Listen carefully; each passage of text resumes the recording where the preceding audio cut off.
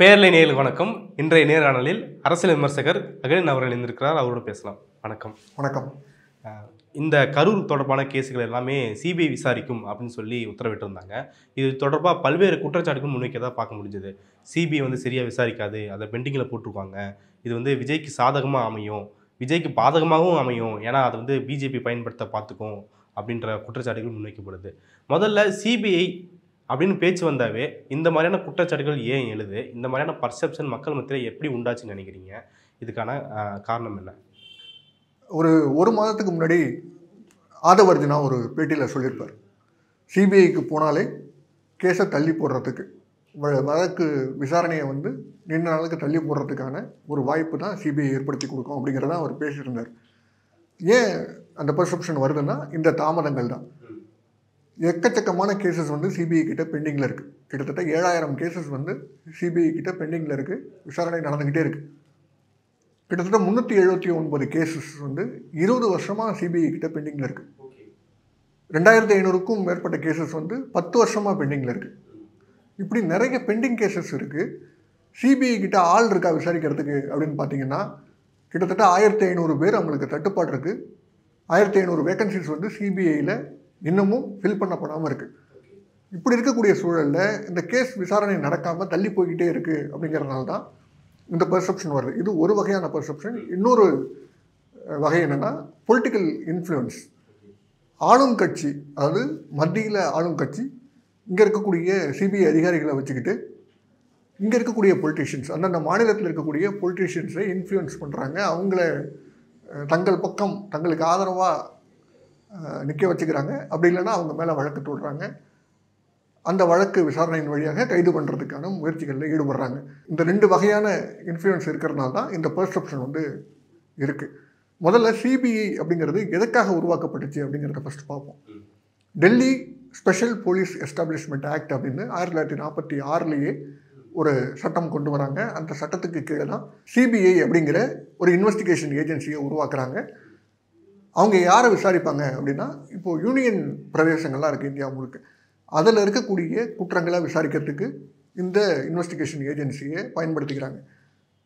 காலப்போக்கில் ஸ்டேட்டோட கன்சென்ட்டோட, அதாவது மாநில அரசோட ஒப்புதலோட இங்கே இருக்கக்கூடிய வழக்குகள், எந்த மாதிரியான வழக்குகள், ஊழல் வழக்குகளாக இருக்கலாம், இல்லை எக்கனாமிக் அஃபென்சஸ், இந்த சீட்டு கட்டி முறைகேடெல்லாம் நடக்குது இல்லையா, அந்த மாதிரியான வழக்குகள், அதை விசாரிக்கிறதுக்கு, 2 மாநிலங்களுக்கு இடையே நடக்கக்கூடிய பிரச்சனைகள், ஏதாவது வன்முறை மாதிரியான பிரச்சனைகள், பெரிய கிரைம்ஸாக இருக்குது அப்படின்னா அதை விசாரிக்கிறதுக்கு இந்த சிபிஐயை பயன்படுத்தினாங்க. அதுவும் அந்த மாநில அரசோட ஒப்புதலோடு தான் பயன்படுத்த முடியும். ஆனால் சுப்ரீம் கோர்ட் வழியாக, கோர்ட்டு கேஸ் வழியாக போனாங்கன்னா இந்த மாநில அரசோட ஒப்புதல் அப்படிங்கிறது வந்து கட்டாயமாக தேவைப்படாது. ஒப்புதல் வழங்கி தான் ஆகணும் அப்படிங்கிற நிலைமை தான் இருக்குது. ஏன்னா கோர்ட் வந்து ஆரம்பிட்டாங்க.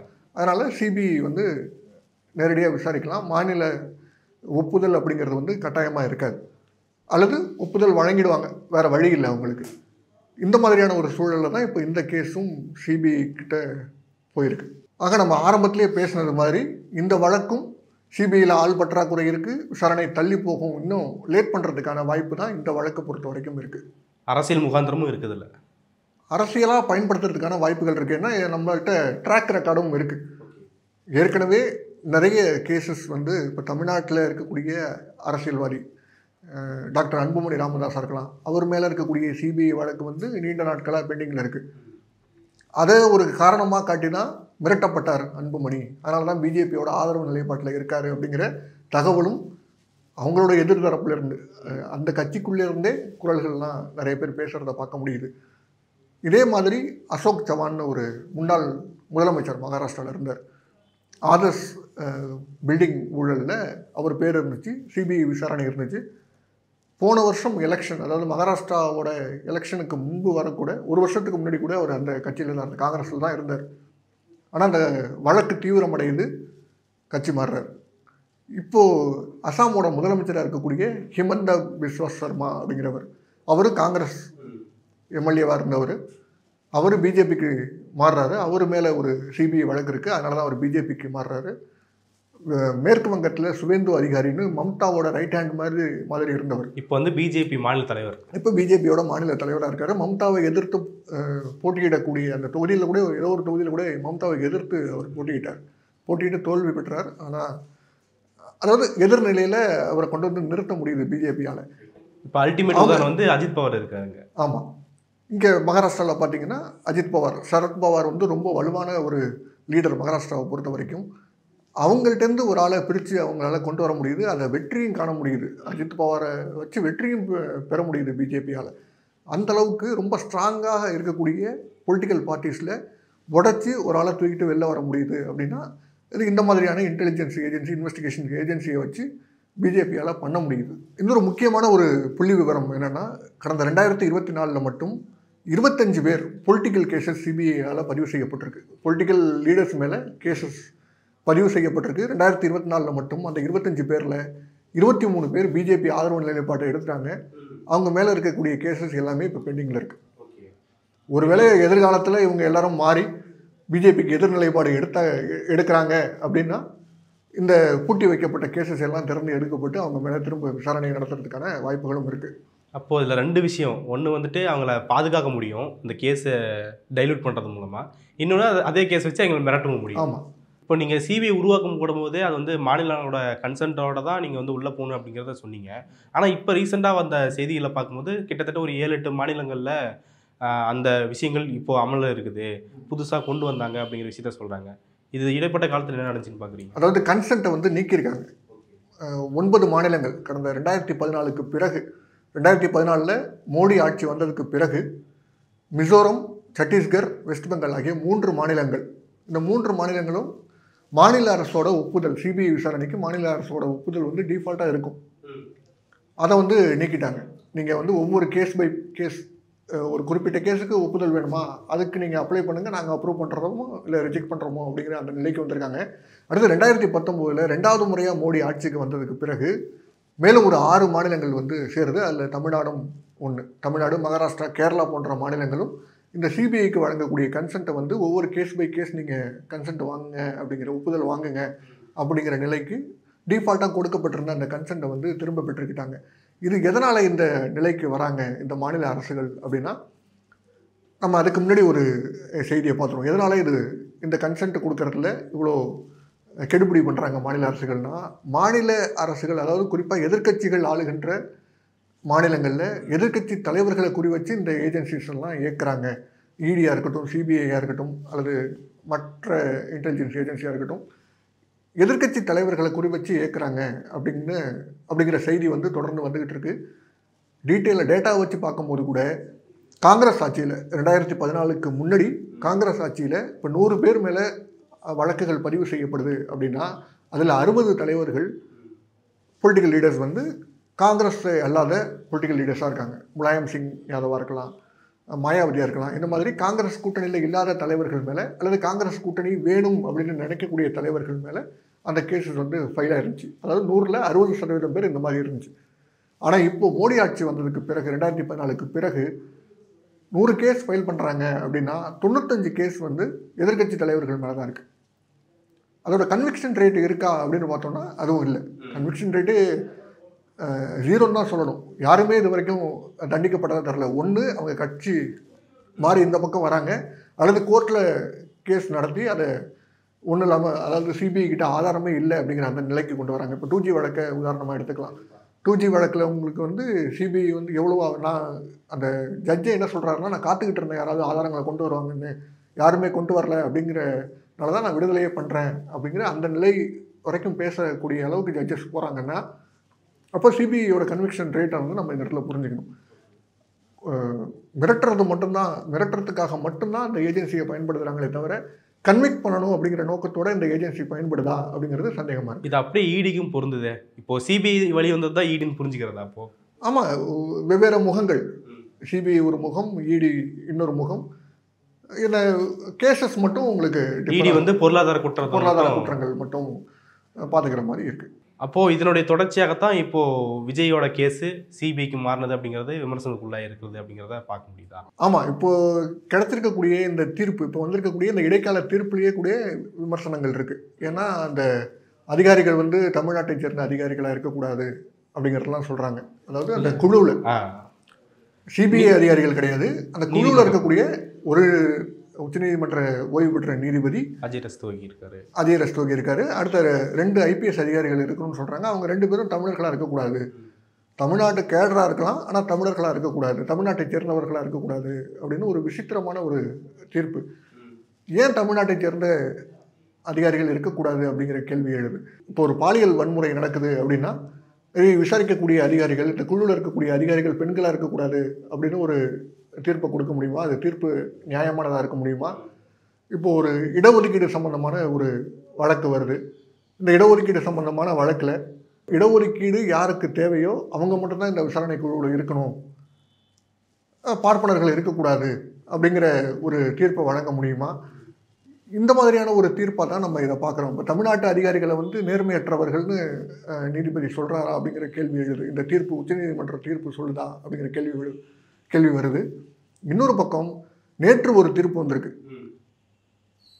மாநில காவல்துறையினரால் விசாரிக்கப்படுற அந்த வழக்கில் ஏதாவது குற்றம் குறை இருந்தால் சொல்லுங்கள், அதுக்கப்புறம் நம்ம சிபிஐக்கு மாற்றிக்கலாம் அப்படிங்கிற அலகாபாத் காவல்துறை சம்பந்தமான ஒரு வழக்கில் உச்சநீதிமன்றம் இதே பெஞ்சுன்னு தான் நினைக்கிறேன், ஜஸ்டிஸ் மகேஸ்வரி பெஞ்ச் வந்து இந்த தீர்ப்பை கொடுக்குறாங்க. அதாவது சிபிஐக்கு மாற்ற முடியாது, லோக்கல் போலீஸை விசாரிக்கட்டும் அப்படின்னு தீர்ப்பை கொடுக்குறாங்க. ஆனால் இங்கே தமிழ்நாட்டை பொறுத்த வரைக்கும் இதில் என்ன முகாந்திரத்தில் இவங்க மாற்றி கொடுத்தாங்க அப்படிங்கிறதே தெரியல. ஏன்னா காவல்துறை மேலே எந்த குற்றச்சாட்டு இருக்கே தவிர காவல்துறை இன்னும் விசாரணை நடத்திக்கிட்டு தான் இருக்குது.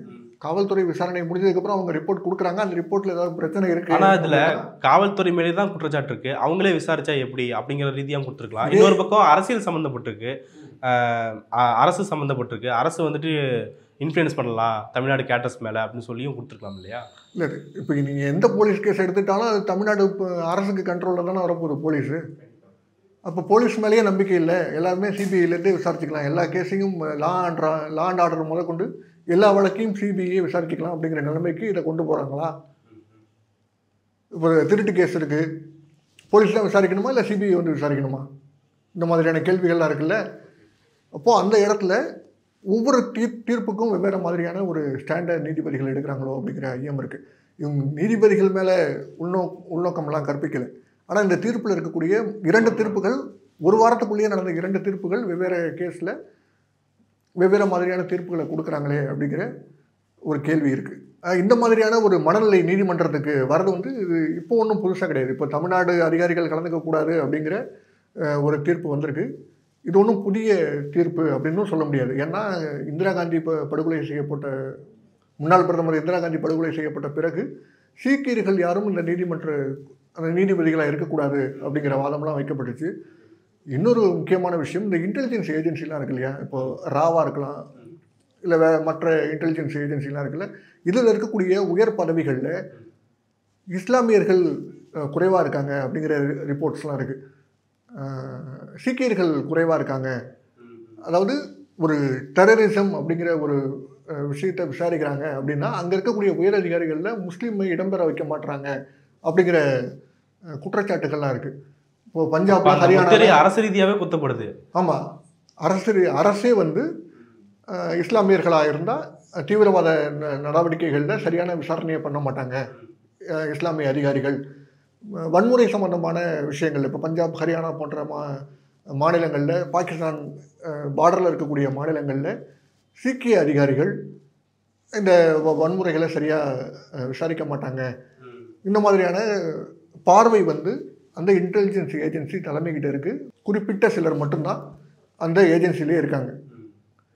ரொம்ப விரல் விட்டு எண்ணக்கூடிய அளவில் தான் மற்ற கேஸ்ட்டை சேர்ந்த அதிகாரிகள் இருக்காங்க.